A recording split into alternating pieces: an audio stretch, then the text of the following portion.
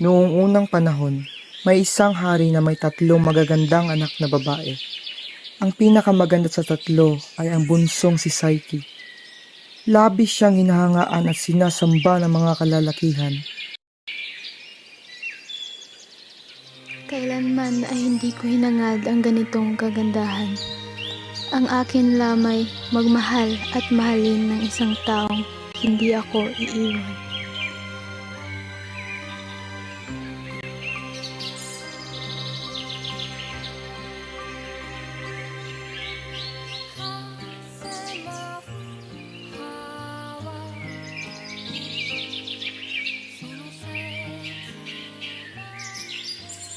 Ang mga tao ay bumisita sa kanya upang magbigay ng mga regalo at papuri. Pumunta ang dalawang tao kay Psyche upang magbigay ng regalo at puri. Ngunit hindi ito tinanggap ni Psyche dahil alam niyang hindi siya isang diyosa. At sinabihan rin ito ng isang lalaki na hindi maikumpara ang nining niya maging si Diyosang si Venus. Hindi nagustuhan ni Venus ang pagkalimot ng mga tao sa kanya dahil kay Psyche. Siya ay nakalimutan maging ang kanyang templo ay wala nang bumibisita sapagkat ang atensyon ng karamihan ay nakay Psyche na. Kaya't agad niyang pinatawag ang kanyang anak na si Cupid upang utusan para paibigin si Psyche sa isang halimaw. Ang mahal kong anak, pangalan na ako magawa sa iyo. Yun na, siyempre naman.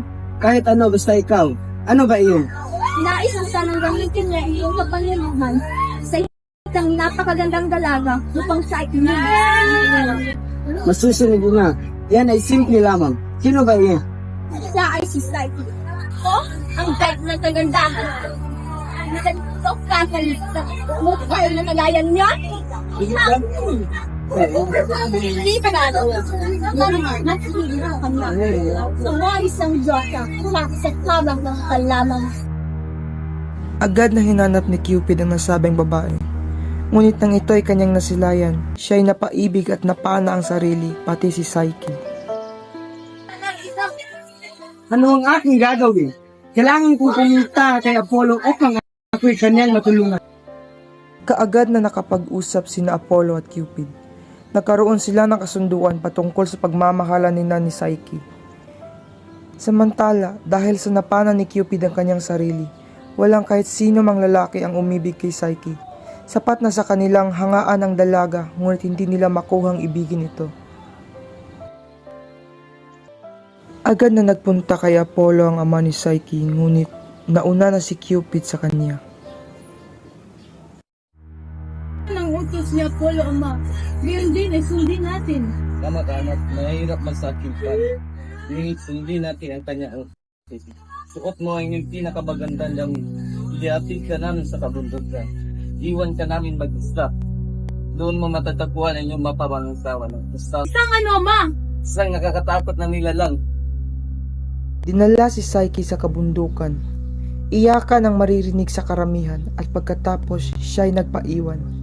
Takot na takot ang dalaga hanggang siya'y makatulog. Siya'y dinala sa ihip ng hangin ni Zephyr at nagising sa isang napakagandang mansyon.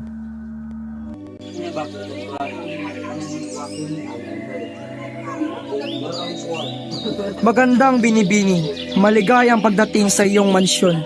Kayo'y aming ipinaganda ng isang masarap na pagkain, sapagkat natitiyak naming ikay nagugutom.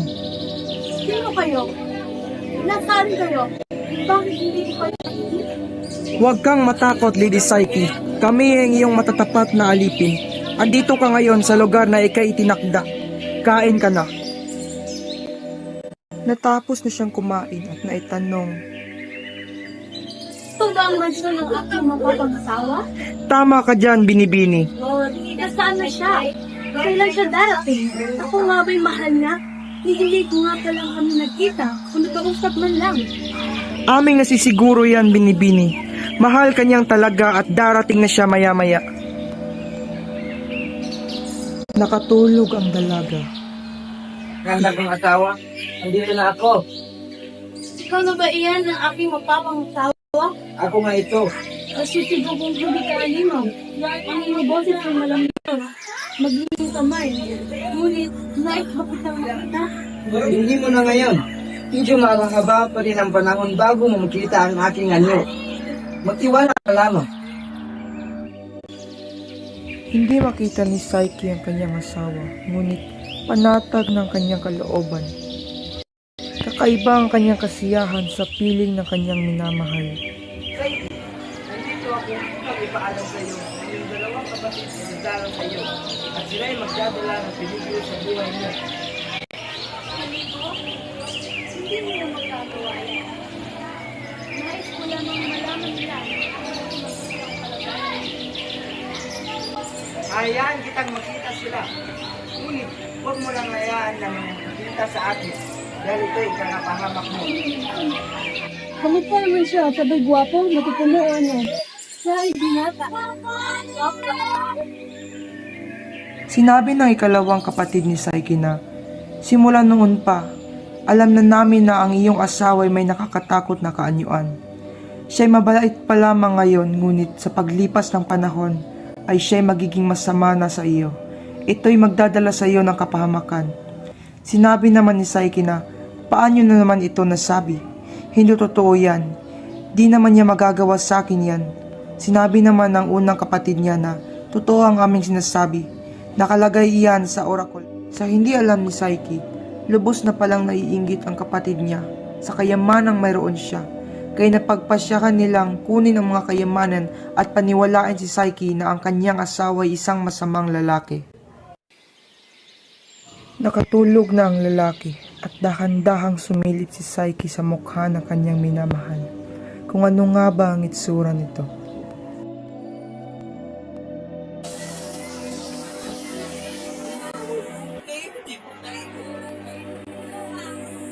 Tawagin ko ng Diyos. Hindi ko managawin sa akin. Kabaliktaran! Siya ay isang binatang napakagwapo. Nadapuan ng napakainit na patak ng kandila ang natutulog na si Cupid at siya'y nagising.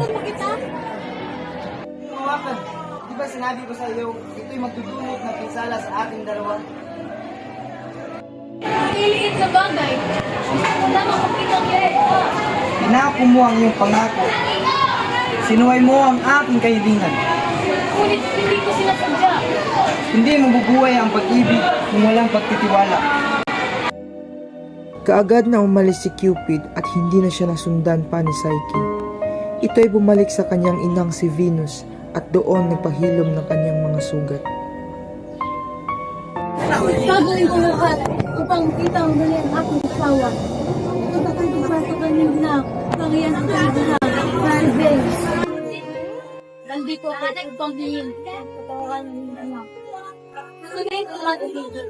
Malaki ang iyong nagawa at kailangan mong dumaan ng mabigat na paghubog. Dahil kapag ang tiwala na sila, iiyak ay pagod. Kaya ako'y pinabot sa anumang pagtubog. Mahal ko ng anak. Mahal ka rin ng aking anak. Maina ako na kanyang sinasinuway para sa iyo. Kaya kailangan ko malaman kung hanggang saan sa kagapag. Nalampasan ni Psyche ang dalawang mabibigat na pagsubok. Nagtaka si Venus kung paano niya ito nagawa. At sinabi naman ni Venus na kung nagawa na ni Psyche ang unang pagsubok kung saan pinasuri niya ang iba't ibang buto at nagawa lamang ito ni Psyche ng isang gabi lamang. At ang pangalawang pagsubok kung saan pinakuha niya ng lana si Psyche mula sa ilog ng kamatayan. Sa'yo na nagsasabi ko, Cupid. At ako nag-aalala dahilan na mabawasan ng aking kagandahan at kakangkuhan ng sakit ng aking anak. Naghilom na ang mga sugat ni Cupid. Agad naman niya ginanap si Psyche. Na mga oras na iyon, si Psyche ay nahimatay sapagkat ang laman ng kahon ay para sa immortal lamang. Siya ay isang mortal. Natagpuan agad ni Cupid si Psyche na nakahandusay. Lumapit si Cupid kay Jupiter at sinabing, "Diyan ngayon, ayoko nang makarinig ng anumang reklamo patungkol sa pagiging mortal ni Psyche, sapagkat kakainin niya itong ambrosia na siyang magbibigay karapatan upang magmahalan kayong dalawa." Kalaunan, ang pag-ibig, Cupid, at kaluluwa, Psyche ay nagkatagpo sa likod ng mapapait na pagsubok. sa kanilang pagsasama at hindi na mabubuwag ang dalawa kailanman.